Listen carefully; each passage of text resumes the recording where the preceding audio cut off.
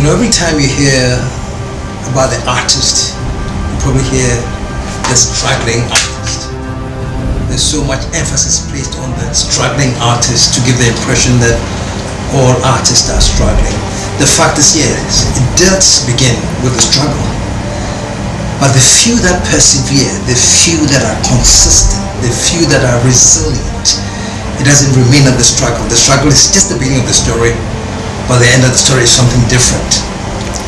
And I'm talking here about one particular artist that I know of, who, yes, at the beginning would have been called the struggling artist. But Kojo Hilton is now a prime example of an artist who is seeing the fruits of his labor, the fruits of his perseverance, the fruits of his resilience, and has become one of the most widely acclaimed singing artists in the world. This is a docudrama about his life, and it's a brilliant and very, very engaging piece that is meant to inspire everyone that no matter how difficult the struggle is from the beginning, keep your eyes focused on the vision. Keep your eyes focused on your commitment, and at the end of the day, you will get what you require.